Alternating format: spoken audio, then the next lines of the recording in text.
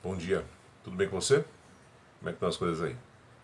Eu sou o André Godoy, esse aqui é o canal Dinheiro. Hoje é dia 20 de outubro de 23, sexta-feira. Vamos falar um pouco sobre pobreza. Os esquerdistas gostam de falar sobre desigualdade, né? Desigualdade social e tal. Eu prefiro falar sobre pobreza. Acho que a pobreza é um problema muito sério, de verdade. A desigualdade não. Quanto ganha o meu vizinho é problema dele, tá? Agora, a pobreza não. A pobreza é um problema que pega na carne da pessoa. É claro que eu preferia falar sobre riqueza, né? Mas não tem como. Você já se perguntou por que somos tão pobres? Por que a gente não consegue deslanchar? Claro, você sabe a resposta. A gente tem um peso aqui bastante grande, né? A gente carrega muita gente nas costas. A gente carrega políticos, a gente carrega o funcionalismo público, né? A gente tem um governo, um Estado que é muito caro, muito pesado.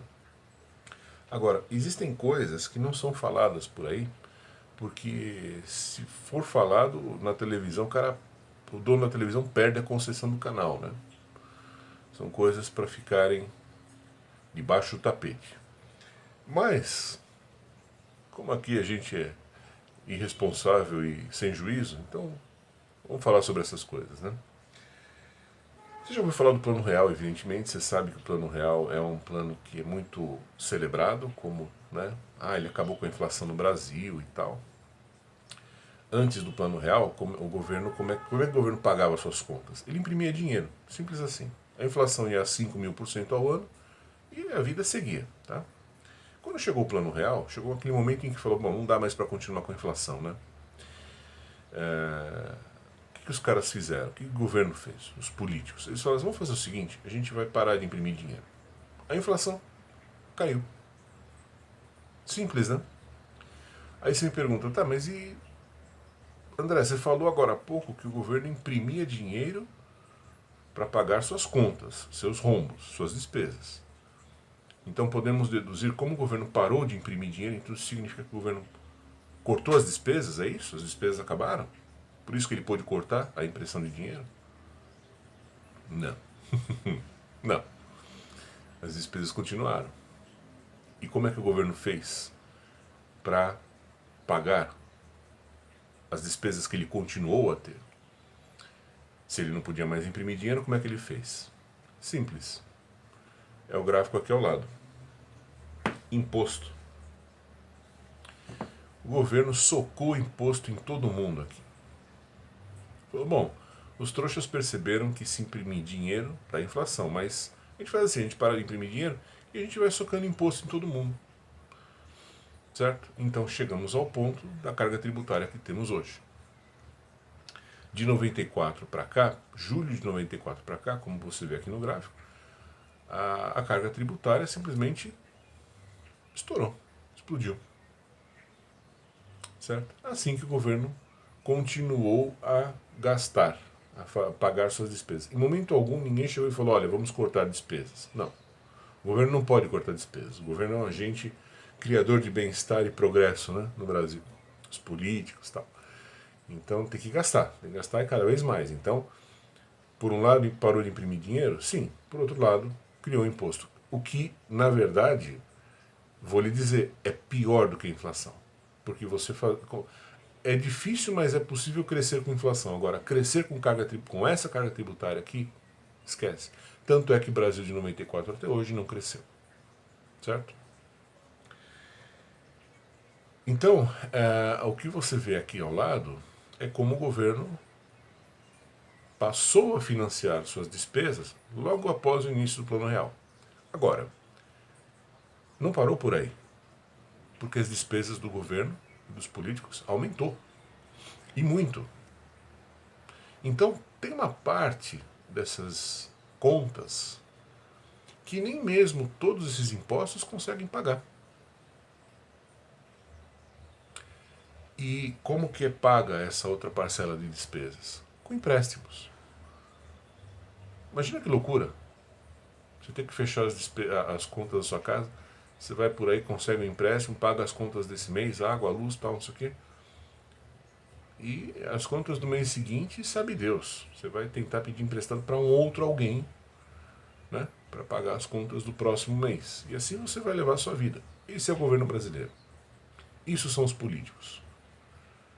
Esse é o nível de irresponsabilidade. Quais são as consequências disso? As consequências disso são as taxas de juros que o Brasil tem que pagar.